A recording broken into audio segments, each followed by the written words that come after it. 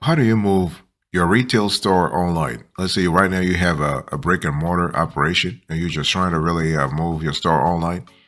It's really important to follow the proper plan, the proper protocol when it comes to moving your retail store online. So, in today's conversation, I want to explain this to you. So, here are the steps I really want you to pay attention to. Step number one, you need to find the right e commerce platform. I don't care how big or small your retail store, your offline retail store is. If you don't have the right foundation, the right ecosystem, the right structure, you're not going to succeed. So finding the right e-commerce platform is really important, okay? The thing is, when transitioning from an offline store to an online one, you got to have a system in place that allows you to execute all of the online functions. You need to have a full-fledged content management system, CMS. CMS is really quintessential when we talk about managing your brick and mortar store from an online perspective, okay? You want to pick a platform that will make the entire process of taking your products online smoother. So I'm talking here about setting up the website, integrating the payment gateways, PayPal, Stripe, and whatnot, managing the front and the back end, so front end, back end, enabling performance and security. So any of these work streams really can take a lot of days if you pick the wrong platform. So this is why it's pivotal to pick the right e-commerce platform. Now, let me give you a few pointers. Here are a few things you should be doing to choose the right platform. What are the pointers? What are the things you need to pay attention to if you were to assess, you were to evaluate all the different platforms out there from Shopify to BigCommerce to WooCommerce to Magento, Adobe Commerce to Big Cartel and whatnot. So you need to identify the needs of your business. So after identifying the needs of your business, you want to take notes of the functionalities you like to offer to shoppers. Because see, right now you're no longer just a brick and mortar offline platform, offline business. You are an online business as well. So you got to really think about your shopper user experience. Okay, you want to explore e-commerce platforms that offer those features, the features that you really think are important for your business. So what you want to do is you want to create a comparison table between the shortlisted e-commerce platforms. It should be two or three, and you want to calculate the spend and the resources available to you. Okay. And one thing you want to take a free trial of the e-commerce platform before your full store setup. Always take a free trial so you know exactly what you're getting yourself into.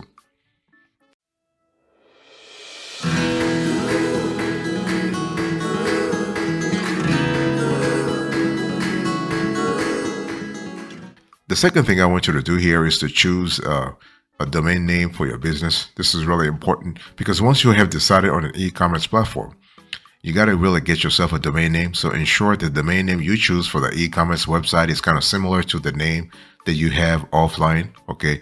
It can be sometimes it's just a lot better it can be the same name because the whole idea is to keep it simple and easy to remember so that consumers know exactly where and how to find your online store when it comes to make purchases. Okay. And the bottom line is you want to create consistency between your offline customers and your new online customers. So here are some tips to follow when choosing a domain name. So you want to keep your brand name the same online and offline. .com should be your first preference because it is widely used and a potential domain extension. You want to eliminate the usage of numbers and hyphens.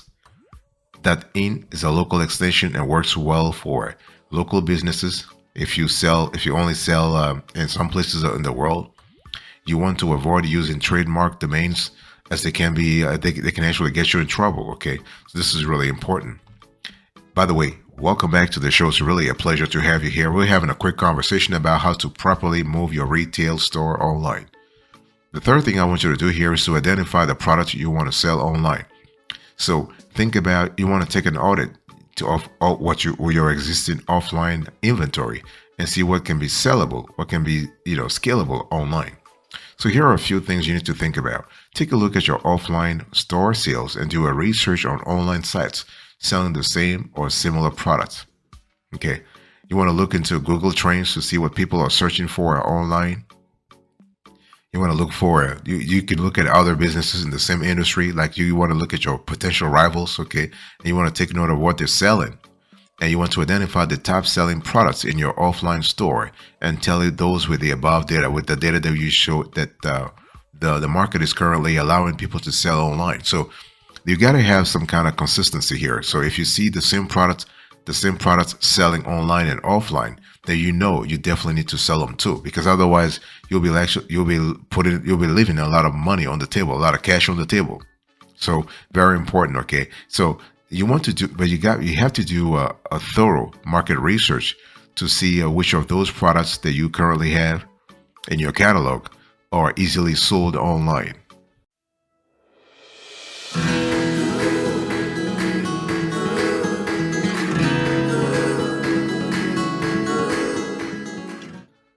The fourth thing I want you to do here is to actually plan your product inventory. You got to plan your inventory, because once you have identified the products you want to sell online, you got to really plan your inventory. So if these are products already available in your offline store, you need to have a smart inventory planner to keep track of the sales made both online and offline.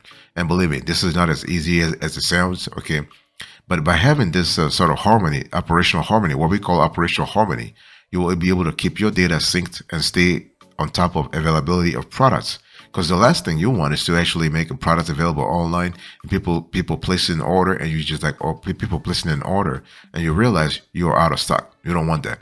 So if you are planning to outsource, manufacture, or dropship products, you need to clearly define the partnerships and availability of inventory before you start selling online. By the way, I want to quickly remind you of today's topic. We're having a conversation about how to properly move your retail store online. Okay. So there are a few things you need to keep in mind when it comes to making sure that you are doing things right in terms of planning your product inventory. So you want to create a centralized record of all the products that you want to sell, and you want to list down the details of each product. So ideally, your product should contain things like product name, SKU, so stock keeping unit, brand name, size, price, product category, lot number. You want to have the expiration date, the MOQ, the minimum order quantity, okay, and so on and so forth. You want to keep a check on the inventory if you have it in multiple locations. So it's important to have some kind of centrality here, so you know exactly where you have where. And you want to count your inventory regularly. So it can be manual stock count, it can be a automatic stock count, it can be a digital. It really, whatever works for you, keep doing it. You want to invest in an inventory management system, IMS. Okay, sometimes it can be expensive, but if you go with Zoho, or you go with Asana, for example, those are pretty affordable. And you want to schedule time to review the sales data. So you want to analyze which products need to be restocked or reordered.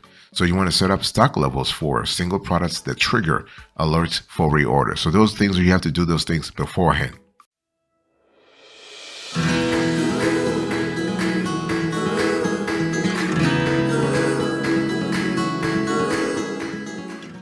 The next thing I want you to do here is to get your online business legality sorted. So we're talking here about things like legal structure, right? So if you want to be, so basically maybe before, when you were a brick and mortar store, you were maybe an LLC.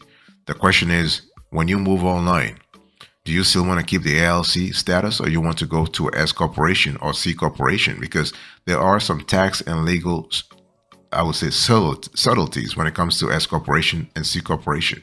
Okay. And also think about things like sales tax. How are you going to handle that? Do you have Nexus? Those are really important elements. Okay. So when we talk about that, you have to pay attention to that. Also, you need to find out whether or not you need to have a separate bank account to sort of account for your sales.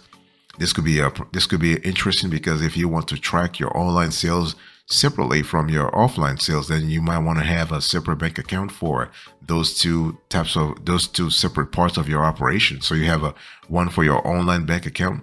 I mean, you have a one business bank account for your online store, and another business bank account for your offline store. Okay. You need to get your product information ready. So when we talk about product information, I'm talking about the constellation of data that actually support you in making sure you have a professional image when it comes to your online store. So things like your product pictures, your product videos, your product description. Those are quintessential elements, okay? And please, you don't have to spend a lot of cash in taking pictures. Nowadays, if you have one of the latest smartphones, the resolution of the picture, the resolution is kind of high already. Okay, so you can actually take pictures with your phone, and then that's it. Now, if you want to have professional pictures, or if you're selling high value or high priced pictures, then maybe it makes sense. I mean, if you're selling high priced items, then it makes sense to actually invest in, like, it makes sense to hire a professional photographer, for example. But pay attention to those things. Pay attention to your product description. Okay, apart from the visual element, you also need to provide detailed text to describe the products. Make sure you include all the information like ingredients, materials used, sizing, variants available, product care, instruction, and more on your product page. Very important.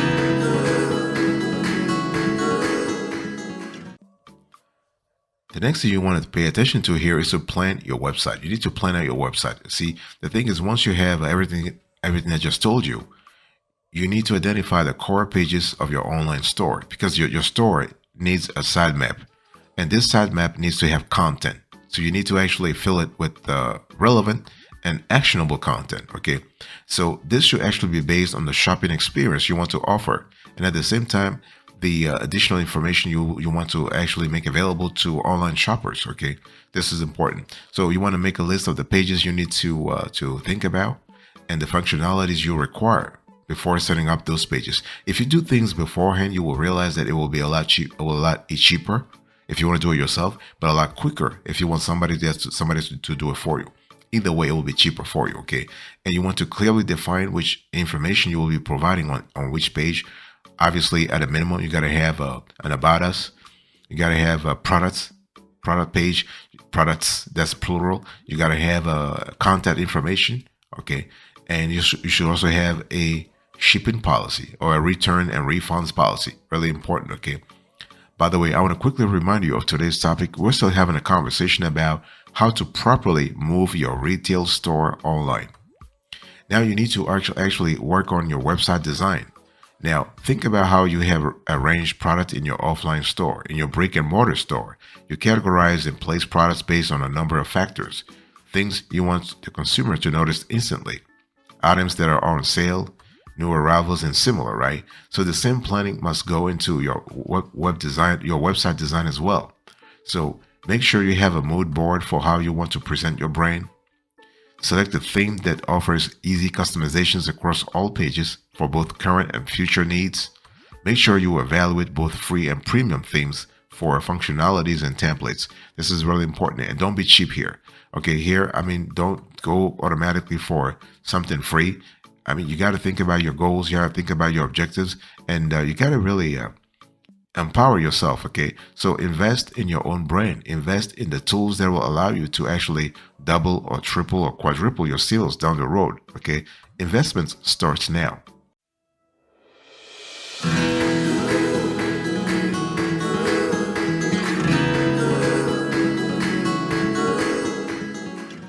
The next thing I want you to do here is to add contents to your website. So once you have your site plan and design in place, you want to add content to your website. Okay, so you are going to have a like primary must-have websites, must-have pages, and you're going to have ancillary secondary pages. So must-have pages will include the home page, the about us page, I just said that, the product page, the return, refund, exchange page, contact us page. Okay, and the one thing you need to understand here is that the page you set up may again vary based on what you sell online, right? Because I mean, I told you product page, whatever, but if you're selling a service, for example, then you will have to adjust accordingly. Okay. Now, when we talk about policy pages, I'll come back to the home page later on, but when we talk about policy pages, this is really important. As an online store, you need to set up a few policy pages for your customers to maintain transparency and foolproof the sales that you make. You need to have a refund policy. I don't care how great you think your brand is or how popular you are offline, you are going to need a refund policy. you are going to need an exchange policy. You know why? Because customers are different. You are going to have hundreds of customers, if not thousands, and you can't predict how each of them reacts. So you better be ready than be sorry. Okay. So refund policy, exchange policy, return policy. You want to have a shipping policy. You need to have a privacy policy. There's a lot of policies here, but it is needed. You need to have a terms of service. You need to have a legal notice. Okay. Remember, your policy pages need to be clearly visible on your online store. If they're not added to the main navigation menu, you can add them in the footer. This is important. Okay.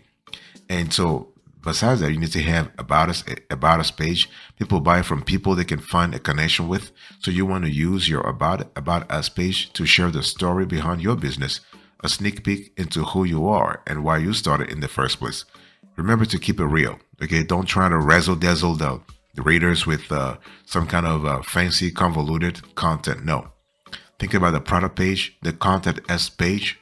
Okay, and the homepage is just the homepage. Okay, nothing complicated here.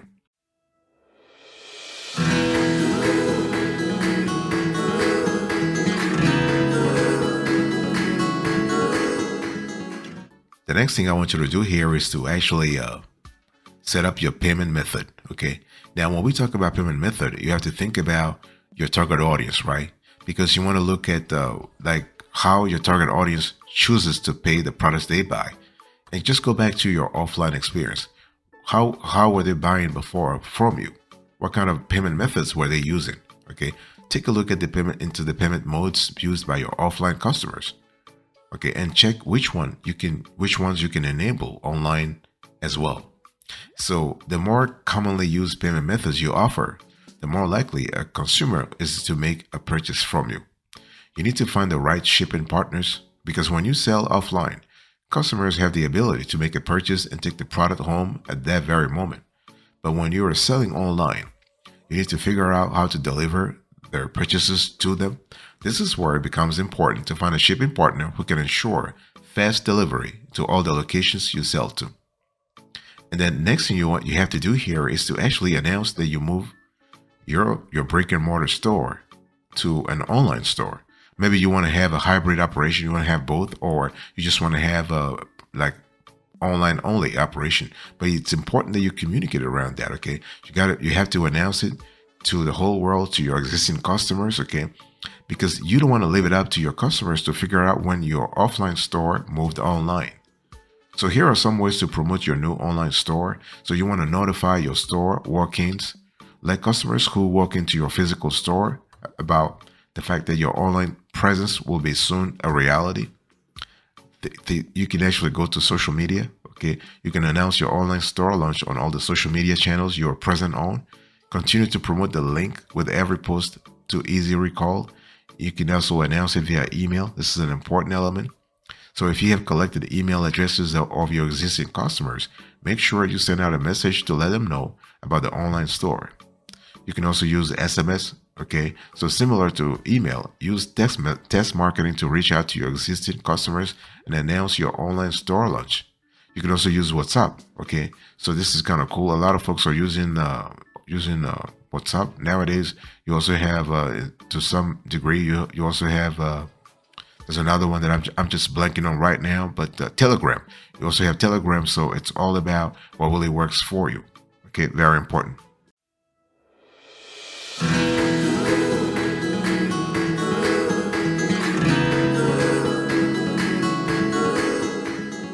Thank you so much for your attention. I really appreciate it. In today's conversation, I was just talking to you about how to properly move your retail store online. So here are the steps. I just want to do a quick recap here. You want to find the right e-commerce platform. Choose a domain name for your business. Identify the products you want to sell online. Take stock of products and plan product inventory. You want to get your legal the legal part of things sorted. Get your product information ready. Plan out your website. Work on your website design. You have to design the website. You want to add content to your website. You want to set up your payment methods. You got to have the right shipping partners and announce. You need to communicate your move to online from offline.